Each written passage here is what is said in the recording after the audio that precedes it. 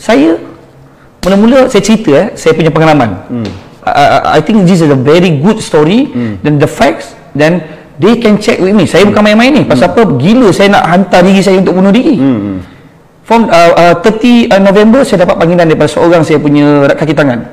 Assalamualaikum. Bos, saya kena convict, positive convict. Of course, saya panik. Convict? Kita baru lepas pergi melawat kilang tu dengan ni. Di Johor. Saya kata betul kena convict? Dia kata yes. Saya ingat saya pergi kilang bersama dia, pengiring tu, pengiring saya, adik saya, anak lelaki saya seorang, lepas tu dengan pemandu. Jadi kita pergilah test dengan abang saya seorang. Kita memang ada buat bisnes, ada factory yang kita buat kan. F&B kita buat berniaga makan dan sebagainya. Kita pergi check lah. Check daripada 5 orang pergi, 3 orang positif. Saya positif, abang saudara saya yang selalu bawa kereta untuk saya tu dengan adik saya positif. Anak saya tak positif tau. Negatif, abang saya negatif. Tiga-tiga. Tahu tak kita tahu berita positif tu waktu bila? Waktu asar. Tengah duduk solat. Tiba-tiba adik saya text saya dulu. Kanda, saya dah dapat WhatsApp from MSU hospital. Saya positif. Saya detected. Maksud detected ni positif lah. Saya dengar mengalir air mata lah. Sekali saya pun dapat. Sama juga. Of course we panic. Satu, anak saya baru lahir. Baby baru lahir. Waktu tu baru 2 bulan anak saya baru lahir. Anak saya lahir 14 bulan 9. Of course kita panik. Memang paniknya. Kita rasa macam yang berlaku kat Wuhan tu. Seperti Wuhan tu yang berlaku tu. Teruk sangatlah sampai orang jalan meninggal, mati dan sebagainya. Memang itulah fikiran kita waktu tu. Mungkin anak baru lahir dan ada anak kecil juga 2 tahun lebih dan sebagainya. Anak yang tu 7 tahun, 8 tahun, 10 tahun. Memang kita panik lah Datuk kan. Memang panik sangat. Waktu tu tengah duduk sama solat asar. Saya memang selawat kan sentiasa. Lepas tu kita pun continue selawat. Bila isteri kita tengok kita pada jauh tu, isteri saya tengok, saya tak nak cerita-cerita sedih ni tau. Saya nak cerita hari ni keadaan tu. Sebenarnya kita sedih, tak perlu nak sedih sebenarnya. Saya geram benda ni. Sebenarnya pada peringkat awal isteri saya pandang saya, dia dah menangis. Kita tahu ambulan akan datang ambil. Sebab kita dah tahu benda tu, SOP dan sekian kita dah tahu. And after that memang ambulan call. Bukan ambulans call, KKM bahagian siasatan call. Dia check ada tak simptom saya sekian. Okey, dia kata tunggu malam ni akan naik ambulans datang ambil sebagainya. Oh, wife pun rasa macam kita nak pergi tak kembali lah. Anak-anak menangis lah, semula menangis lah. Lepas tu esok saya dah masuk hospital malam tu dengan adik saya, dengan pemandu saya. Pemandu saya dia tak masuk dulu, dia masuk lusa sebab ambulans datang ambil dia lambat. Maksudnya selepas saya masuk 1 hari lagi dia, abang saudara saya dia masuk, dia masuk lewat 1 hari. Saya takut salah cakap, dia nak kena detail ni. Jadi saya masuk hospital, the whole family besok kena buat swab test. Betul, pakai gelang. Pergi buat swab test sekali. 3 hari lepas tu KKM call saya, anak awak Afiq Zarfan pula positif. Sekali anak saya pula kena ambil dengan ambulans. Anak saya itu sama-sama masuk hospital. Anak saya tu yang sama-sama pergi swab test yang permulaan dengan saya tu. Dia memang ikut saya pergi mana-mana. Dia biasa ambil kamera, kan cuti sekarang ni, dia belajar tahfiz. Cuti dia ikut saya. Jadi dia kena ambil ambulans. Lepas ambil ambulans kena swab test lagi sekali lagi, the whole family besoknya. Kan bila pergi sekali, alhamdulillah saya duduk di hospital 11 hari. Anak saya masuk hari yang kelima. Saya dah hospital kelima sebab dia pergi swab test hari ni, 3 hari lepas tu baru dapat keputusan ambulans datang ambil esoknya kan. Jadi anak saya duduk 6 hari, saya duduk 11 hari. Duduk satu bilik dengan saya. Alhamdulillah hospital jaga saya dengan baik, jaga anak saya dengan baik, bagus semua layanan. Tapi yang saya tengah fikir ni, it come from the SOP ataupun memang betul-betul saya ni sihat kerana sebab saya pelik. Kenapa anak saya duduk 6 hari, anak saya boleh keluar? Saya duduk 11 hari.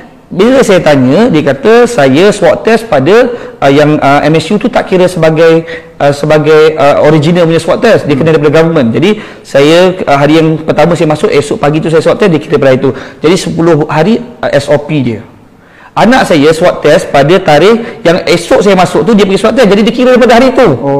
Government punya. Jadi anak saya duduk 6 hari. Okey, macam mana dia boleh dapat result yang macam anak saya boleh keluar hari yang sama kan saya? Saya faham tak maksudnya? Ya. Kan boleh keluar sama yang saya. Lepas tu okey, saya tak question lagi dengan saya nak kongsi. Saya dah keluar hospital pada 11 bulan. Oh, happy lah, rasa macam baru balik daripada happy sangat-sangat kan. Itu pada 11 bulan 12. Selepas 7 hari, selepas 6 hari tu 8 bulan 8 ada datang bebas kuarantin. Bebas kuarantin ni the whole family. Rumah kan ada kuarantin, kita kat hospital lain. Dekat rumah Hari nak cabut gelang tu dah siap-siap. Memang hari tutup, hari nak pergi makan dengan the whole family. Saya, isteri dengan anak-anak semua nak raikan lah. Nak keluar lah bawa anak dah berapa hari, dah duduk rumah daripada 1 hari bulan sampai 18 hari bulan. Lama lah. Pagi tu call, anak awak Muhammad Akid Arif Al-Fatih dihadapi positif COVID. Hari nak cabut gelang. Saya lagi lah. Sampai saya cakap apa? Pegawai KKM semua baik. Saya cakap betul, pegawai KKM, pegawai penyiasat dia, pegawai undang-undang semua baik, pegawai bahagian sanitizer semua baik. Kan rumah saya dijaga dengan ni. So itu saya daripada pagi sampai malam bercakap itu. Jadi 18 bulan tu dah call Positif pula. positif. Anak saya umur 8 tahun. Jadi saya tak jadilah keluar rumah, tak jadilah cabut gelang. Jadi diorang apa ni, pada 18 bulan tu anak saya nak ambil ambulan. Saya kata saya kena teman anak saya lah. Dia kata boleh sebab tuan dah positif sebelum ni, takkan kena lagi. Sebab dia kata 10 hari saja virus tu boleh infected pada orang. Lepas 10 hari dalam badan kita ada 3 bulan still ada, tapi dia akan hilang macam tu dan tak boleh get infected lagi. Itu yang saya tahu daripada daripada doktor lah. Saya teman kat hospital. Saya masuk hospital pada hari yang keempat anak saya pada tarikh swab test. Faham tak maksudnya? Oh ya. Jadi anak saya duduk hospital, saya ingatkan 10 hari juga. Tak, 6 hari je. Oh. Faham tak? Jadi anak saya duduk pada 18 hari bulan, dia keluar pada 23 hari bulan. Dan okey, persoalan saya, adakah kerana 10 hari tu virus tu melekat dalam badan kita, ataupun kita bergantung pada hari swab test tu mengatakan 10 hari tersebut.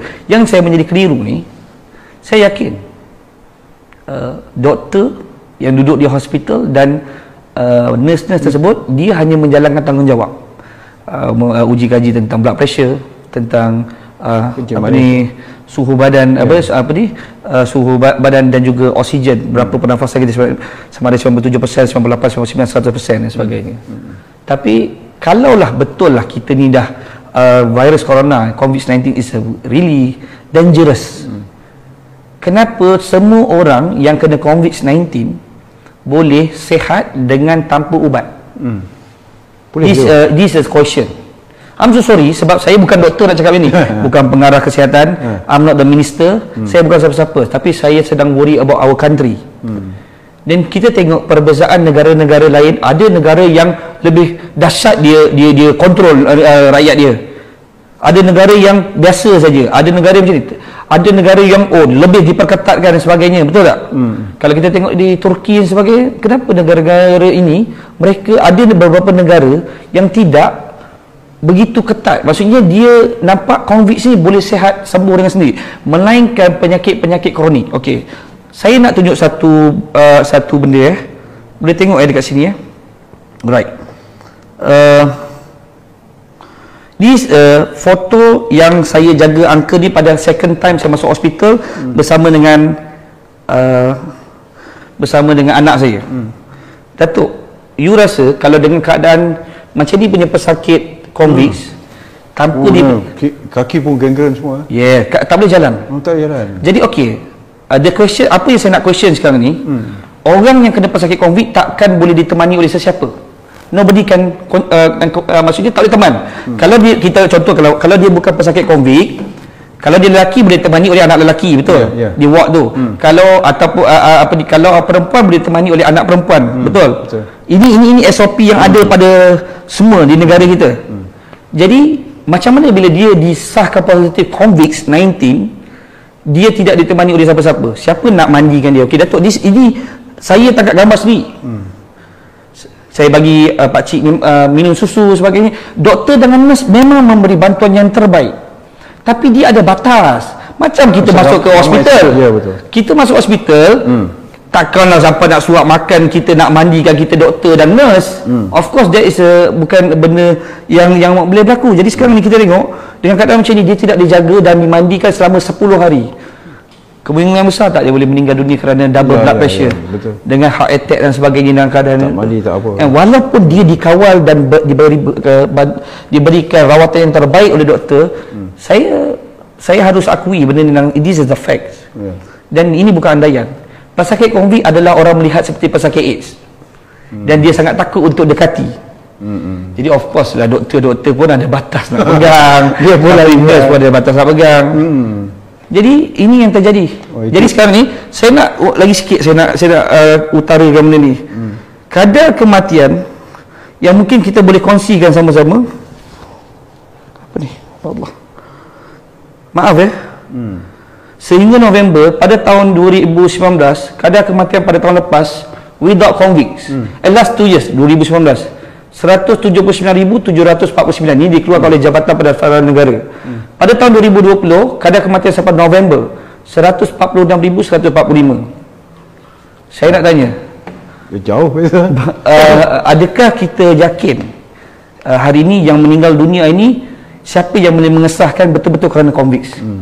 Can we question? Itu benda yang boleh itu saya nak tanya. Sebab buktinya alhamdulillah dengan izin Allah saya masih hidup. Buktinya ramai orang yang terlibat convict masih hidup, dan berapa persen, not even 0.003% orang yang meninggal dunia disebabkan convict. Jangan samakan berlaku di Wuhan. Wuhan tu pada datang satu wabak yang betul-betul besar pada peringkat awal, dan akhirnya wabak itu tidak begitu merebak besar. Jadi kenapa kita perlu lockdown? Saya nampak kan ini akan menjadi ancaman yang sangat teruk kepada negara kita, rakyat kita, panik, semua panik dan sebagainya.